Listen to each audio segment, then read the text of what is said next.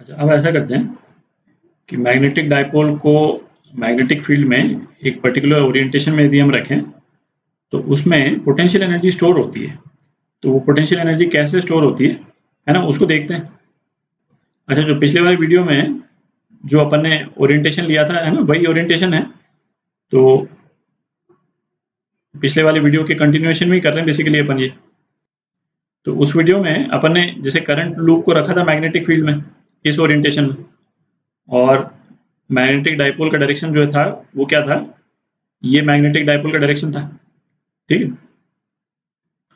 अच्छा, अपने को ये भी मालूम है कि इस ओरिएंटेशन में डाइपोल जो है वो स्टेबल इक्विलिब्रियम में था। ठीक है। अच्छा, अब यदि इस डाइपोल का ओरिएंटेशन हम चेंज करते हैं, मतलब करंट लूप का ओरिएंटेशन चेंज करते हैं, और चेंज करके सपोज हमने ये ओरिएंटेशन कर दिया, ये ओरिएंटेशन कर दिया, तो हमने डाइपोल का नया डायरेक्शन क्या हो गया, ये डायरेक्शन हो गया। ठीक है। और सपोज इस एंगल को मैं थीटा बोल देता हूँ। तो ये जो पूरा प्रोसेस जो अपन ने किया, जो मैग्नेटिक डाइपोल का ओरिएंटेशन चेंज करने के लिए जो अपन ने किया, ये ओरिजिनल डायरेक्शन था इनिशियल, और ये फाइनल डायरेक्शन था डाइपोल का। तो धीरे धीरे हमने एंगल चेंज किया। इस पूरे प्रोसेस में हमको एक टॉर्क एनकाउंटर हमने किया। क्या टॉर्क एनकाउंटर किया, इस डाइपोल पे अभी क्या टॉर्क लग रहा है, एक रेस्टोरिंग टॉर्क लग रहा है। ये पिछले वीडियो में अपन ने डिस्कस किया था। ठीक है। और वो रेस्टोरिंग टॉर्क इसको इस वाले कंडीशन में वापस लाने की कोशिश करेगा। इस टॉर्क के अगेंस्ट में हमने काम किया। तो हमने जो फोर्सेस जो लगाए इसका ओरिएंटेशन चेंज करने के लिए, हमने क्या फोर्स लगाया, हमने इस डायरेक्शन में फोर्स लगाया। आप देख रहे हैं जो टॉर्क मैग्नेटिक फील्ड इस पे लगा रही है उसका डायरेक्शन क्या था, है ना, म्यू क्रॉस बी यदि हम करेंगे, टॉर्क म्यू क्रॉस बी था, ये तो पिछले वीडियो में अपन ने निकाला था। अच्छा, इसका डायरेक्शन क्या होगा, तो इस वाले टॉर्क का डायरेक्शन जो है वो ये डायरेक्शन है। देखना, म्यू को आप बी की तरफ लेकर के जाएं फिंगर से, और आपके जो थंब का जो डायरेक्शन है वो पेपर के अंदर होगा।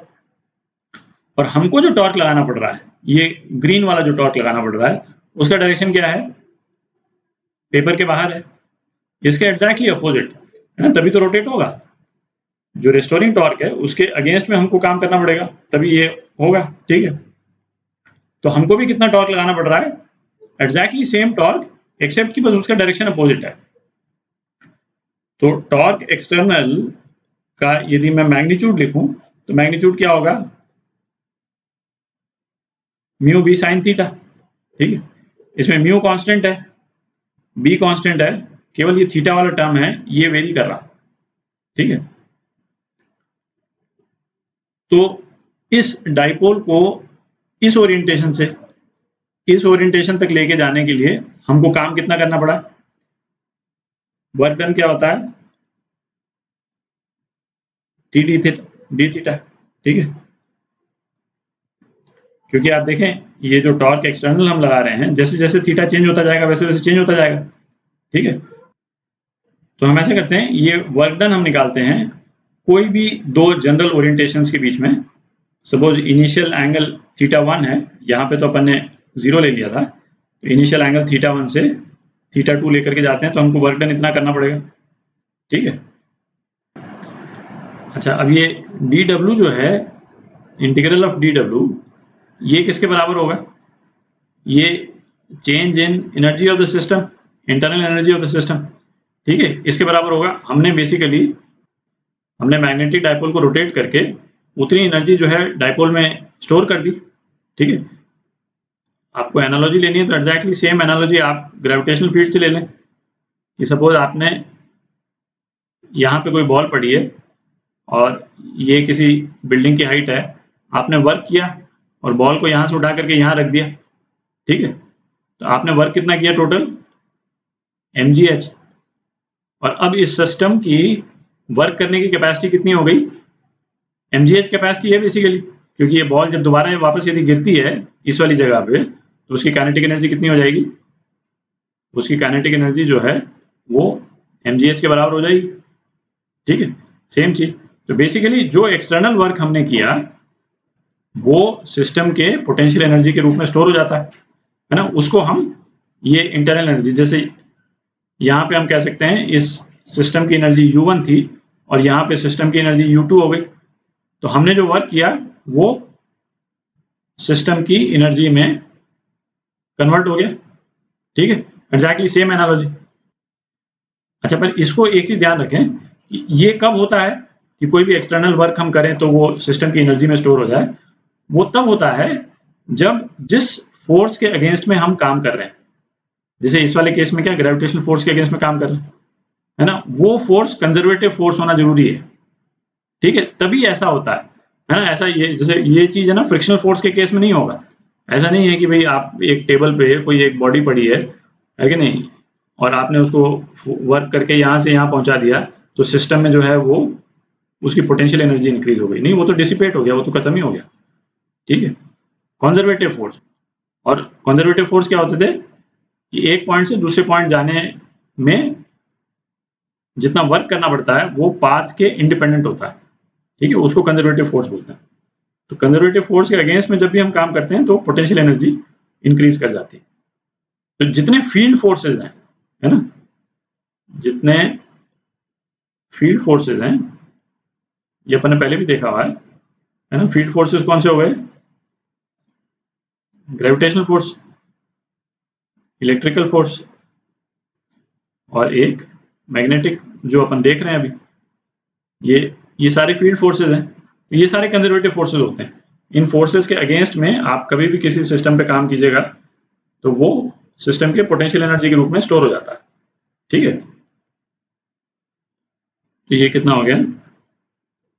Mu B sine theta D theta, theta 1 to theta 2।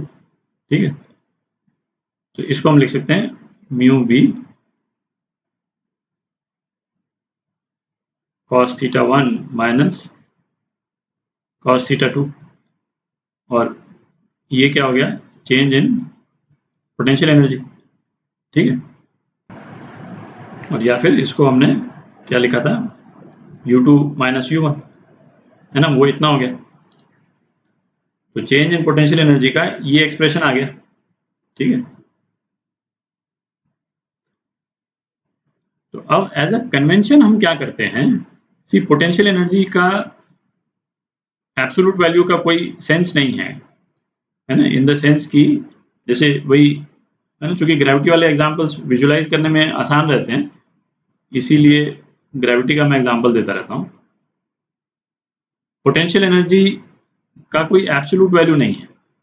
ठीक है, जैसे यहाँ पे यदि कोई बॉल है तो हम ये नहीं कह सकते कि इसकी पोटेंशियल एनर्जी 0 है। ठीक है, क्योंकि यदि हमारा रेफरेंस पॉइंट ये है तो ऑब्वियसली इसकी पोटेंशियल एनर्जी 0 है। मतलब इसी रेफरेंस में रहते रहते ये बॉडी कोई वर्क नहीं कर सकती, है ना, इसी रेफरेंस पॉइंट पे रहते रहते ये बॉडी कोई वर्क नहीं कर सकती। बट यदि हमारा सपोज रेफरेंस पॉइंट ये है, ठीक है, तब इसकी पोटेंशियल एनर्जी क्या हो गई? mgh हो गई। क्यों mgh हो गई? क्योंकि बॉडी यदि यहां से यहां आएगी तो mgh वर्क कर लेगी।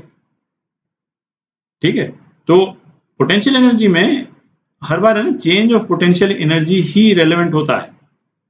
ठीक है, और चेंज इन पोटेंशियल एनर्जी क्या है? Ability to do work. ठीक है, वही पॉइंट रेलेवेंट है। तो पोटेंशियल एनर्जी में जब भी पोटेंशियल एनर्जी की बात करें तो उसमें absolute potential energy is like irrelevant, है ना, उसमें एक रेफरेंस पॉइंट एस्टैब्लिश करना जरूरी रहता है। ठीक है, तो इस वाले केस में है ना, ये हम क्यों डिस्कस कर रहे हैं? क्योंकि यहाँ पे एक रेफरेंस पॉइंट हम लेंगे 0 पोटेंशियल एनर्जी का, है ना। अपन सेम डिस्कशन जो इलेक्ट्रिक डाइपोल मोमेंट वाला डिस्कशन था, है ना, उसमें भी कर चुके हैं। तो एज अ कन्वेंशन हम क्या करते हैं कि theta 1 is equal to 90 degree पे U1 इज इक्वल टू 0 मान लेते हैं। ठीक है, तो पोटेंशियल एनर्जी का एक्सप्रेशन क्या आ जाता है? Minus mu B cos theta. ठीक है, तो इस वाले एक्सप्रेशन में हमने थीटा 1 को 90 डिग्री मान लिया। ठीक है, तो हमारे पास में एक स्पेसिफिक थीटा का, किसी भी एक जनरल थीटा का एक एक्सप्रेशन आ गया। ठीक है, और इसको हम ये भी लिख सकते हैं mu minus mu dot B, potential energy. तो potential energy stored in a dipole, magnetic dipole, magnetic field में वो इतना होता है। ठीक है, तो अब थोड़ा सा देख लेते हैं कि जैसे इसमें अलग अलग ओरिएंटेशन पे पोटेंशियल एनर्जी होगी कितनी, है ना। उससे आपको ये वो जो रेफरेंस पॉइंट वाला जो इशू है वो भी क्लियर हो जाएगा। तो ऐसा करते हैं, थीटा इज इक्वल टू 0, है ना, theta is equal to 90 degree और theta is equal to 180 degree पे पोटेंशियल एनर्जी कितनी आती है ना, वो हम देख लेते हैं। तो इस वाले ये रेफरेंस पॉइंट जो अपन ने लिया है, रेफरेंस पॉइंट क्या लिया है, थीटा इज इक्वल टू 90 पे, है ना, पोटेंशियल एनर्जी 0, और उस तरह से कैलकुलेट करके हमने पोटेंशियल एनर्जी को डिफाइन कर दिया ये। ठीक है, अब रेलेवेंट पॉइंट केवल यही है, पोटेंशियल एनर्जी का डिफरेंस, है ना, वही रेलेवेंट होगा, है ना। पूछेगा कि इस एंगल से उस एंगल लेकर के गए तो हमारे को वर्क कितना करना पड़ा, है ना, या एनर्जी कितनी रिलीज हुई, दोनों में से कोई एक चीज होगी, या तो हम वर्क करेंगे या एनर्जी रिलीज होगी। तो थीटा इज इक्वल टू 0 पे पोटेंशियल एनर्जी कितनी आ रही है, यहाँ मैं पोटेंशियल एनर्जी लिख देता हूँ। ठीक है, ये एंगल हो गया जनरल। पोटेंशियल एनर्जी कितनी आ गई यहाँ पे, माइनस म्यू बी, ठीक है। थीटा इज इक्वल टू 0 पे सबसे कम है पोटेंशियल एनर्जी 0, फिर यहाँ पे 0 है, and theta is equal to 180 पे पोटेंशियल एनर्जी कितनी है, म्यू बी। ठीक है, तो यदि हम 0 डिग्री से 180 डिग्री रोटेट करते हैं किसी भी डाइपोल को, तो हमको काम कितना करना पड़ेगा, u2 minus u1 is equal to mu B minus mu B is equal to twice mu B. ठीक है, और कन्वर्सली यदि हम, ये कब हो गया, यदि हम 0 से 180 गए। ठीक है, अब यदि हम 90 डिग्री से 0 डिग्री यदि आए, ठीक है, तो इस केस में हमको वर्क कितना करना पड़ा, u2 माइनस u1, u2 कितना है, माइनस म्यू बी माइनस 0, तो हमको माइनस म्यू बी वर्क करना पड़ा। ठीक है, इसको हम इस तरह से भी इंटरप्रेट कर सकते हैं कि u को 90 डिग्री पे रख करके यदि हम डाइपोल को छोड़ दें तो वो इधर आ जाएगा, सीधा ऐसे अलाइन करने लगेगा। ठीक है, तो एनर्जी टोटल जो रिलीज होगी, इतनी एनर्जी रिलीज होगी, है कि नहीं, म्यू भी रिलीज हो जाएगी। ठीक है।